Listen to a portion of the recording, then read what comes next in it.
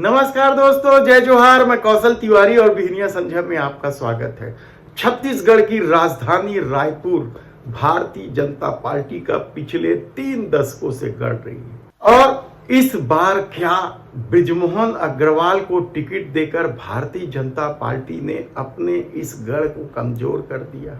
हालांकि बृजमोहन अग्रवाल और उनके समर्थकों का दावा है कि वे अब तक के सबसे बड़े वोटों के अंतर से जीत दर्ज करेंगे, यानी छत्तीसगढ़ में नया रिकॉर्ड बनाएंगे। लेकिन हकीकत क्या है? क्या विकास उपाध्याय उन्हें चुनौती दे रहे हैं या राहुल गांधी की न्याय गारंटी योजना और आरक्षण रद्द करने की गूंज ने रायपुर की सीट को संघर्षपूर्ण बना दिया?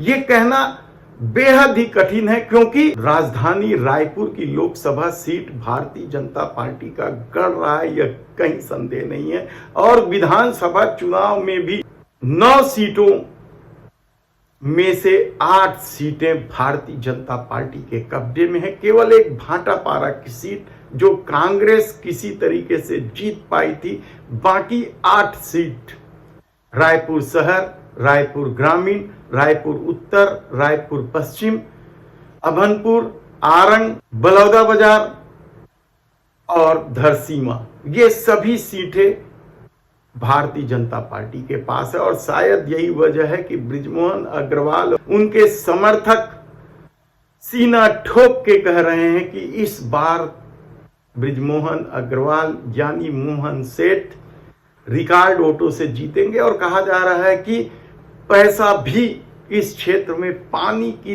तरह बहाया जा रहा है। बड़ी संख्या में कांग्रेसियों को साधा गया है, जो कई लोग तो खुलकर भारतीय जनता पार्टी की सदस्यता ले चुके हैं, जिसमें से एक शंकर लाल साहू भी है, जो लोकसभा में कांग्रेस की टिकट की मांग कर रहे थे। तो दूसरी तरफ कल ही वन विभाग के एक बड़े अफसर राकेश चतुर्वेदी ने भी भारतीय जनता पार्टी ज्वाइन कर ली है।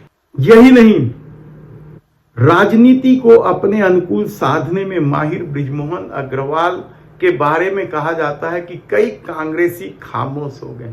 ऐसी परिस्थिति में जब युवा चेहरे को लेकर विकास उपाध्याय चुनाव मैदान में नारी न्याय गारंटी योजना का फॉर्म भराते घूम रहे हैं, युवाओं को युवा न्याय गारंटी की योजनाओं को समझा रहे हैं, घर घर गांव गांव घूम रहे हैं, तो क्या विकास उपाध्याय, बृजमोहन अग्रवाल और उनके समर्थकों के वह दम जो रिकॉर्ड वोटों से जीतने की बात की जा रही है, उसे चकनाचूर कर पाएंगे? ये सवाल यह भी नहीं है कि बृजमोहन अग्रवाल जीत जाएंगे या विकास उपाध्याय जीत जाएंगे। सवाल तो सबसे बड़ा ये उठ रहा है कि बृजमोहन अग्रवाल पिछले 30-35 साल से रायपुर दक्षिण के विधायक हैं। वे उस समय से विधायक हैं जब रायपुर की 2 सीटें ही हुआ करती थी, रायपुर शहर और रायपुर ग्रामीण। तब वो रायपुर शहर से लड़ते थे, यानी 30-35 साल से लगातार विधायक हैं। और पिछला चुनाव भी वे विधानसभा का बड़ी आसानी से और लंबे अंतर से जीते हैं।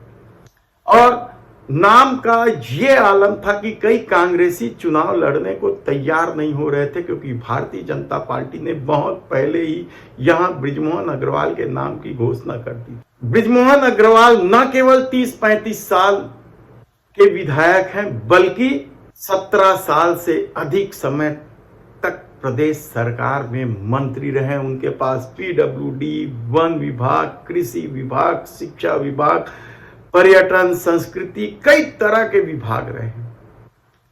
और वे बेहद विवादों में भी रहे हैं, यानी 30-35 साल की विधायकी, 17-18 साल का मंत्री पद के बाद भी यदि अब यह सवाल गूंज रहा है कि बृजमोहन अग्रवाल ने यदि कोई 5 काम किया हो अपने क्षेत्र में, तो वह गिना दे। रायपुर दक्षिण विधानसभा के वे विधायक हैं और लोगों में विधानसभा चुनाव के दौरान भी यह बात उठी थी कि बृजमोहन अग्रवाल सीधा व्यक्तिगत संबंध रखते हैं, व्यक्तिगत फायदा पहुंचाने हैं, क्षेत्र के लिए उन्होंने कोई कार्य नहीं किया, यह चर्चा रही है। और अब जब वे लोकसभा चुनाव लड़ रहे हैं तब यह चर्चा बड़ी इसलिए हो गई क्योंकि अब बाकी क्षेत्र में भी यह सवाल पूछा जा रहा है कि जो व्यक्ति 30-35 साल तक विधायक रहा, 17-18 साल तक मंत्री जैसे पदों पर रहे, वे क्या कोई काम नहीं किए? लोग पूछने लगे हैं, खुलेआम पूछने लगे हैं। आप सोशल साइट में जब जाएंगे तो आपको देखने को मिल जाएगा कि किस तरीके से सवाल कर रहे हैं कि बृजमोहन अग्रवाल ने क्या काम किया अपने क्षेत्र के लिए, यह बताएं। ऐसे बताने वाले को इनाम देने की बात भी की जा रही है। तो क्या यह सवाल बृजमोहन अग्रवाल की जीत में रोड़ा बन जाएगा या रिकॉर्ड वोटों से जीतने की जो दम्भ है उस पर रोड़ा बनेगा? कहना बेहद कठिन है क्योंकि विकास उपाध्याय के सामने संकट तो है और सबसे बड़ा संकट तो कांग्रेसियों के भीतर घात को लेकर है, क्योंकि बहुत सारे कांग्रेसियों के बृजमोहन अग्रवाल से बड़े मधुर संबंध है। क्योंकि बृजमोहन अग्रवाल जब इतने लंबे समय तक विधायकी का सीट जीत रहे हैं तो कांग्रेस को साध कर ही जीत रहे हैं। और इस परिस्थिति में बृजमोहन अग्रवाल के सामने जो सबसे बड़ी चुनौती है कांग्रेस की न्याय गारंटी योजना। कहा जा रहा है कि न्याय गारंटी योजना की जो गूंज घर घर में होने लगी है और विकास उपाध्याय और उसकी टीम ने जिस तरीके से इस न्याय गारंटी योजना को घर घर तक पहुंचाया है, उससे कहीं न कहीं बृजमोहन अग्रवाल के रिकॉर्ड वोटों से जीत जाने का जो दम्भ है उस पर प्रभाव पड़ा है।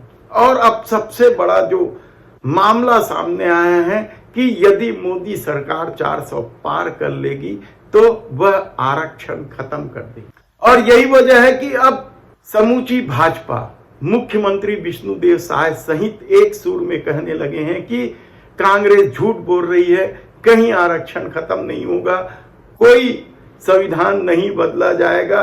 और यहां तक कि मोदी साहब भी छत्तीसगढ़ के दौरे में आकर यह बात दोहरा रहे हैं कि उनके रहते आरक्षण समाप्त कोई नहीं कर सकता। लेकिन हकीकत तो है, क्योंकि जैसे ही मोदी ने 400 पार का नारा दिया था वैसे ही भारतीय जनता पार्टी के कई नेता, हिंदूवादी संगठनों के कई नेता खुलकर सामने आ गए थे और संविधान बदलने, आरक्षण रद्द करने की बात कर रहे थे। ऐसी परिस्थिति में रायपुर लोकसभा में कहा जा रहा है कि 1 लाख से ऊपर जो दलित समाज के वोट हैं, आदिवासी समाज के वोट हैं, क्या वे बृजमोहन अग्रवाल को वोट देंगे? ये बड़ा महत्वपूर्ण सवाल है। और कहा जा रहा है कि जो सबसे महत्वपूर्ण सवाल है कि आखिर बृजमोहन अग्रवाल ने 30-35 साल की विधायकी, 17-18 साल के मंत्री रहते क्या किया दक्षिण के लिए। धन्यवाद।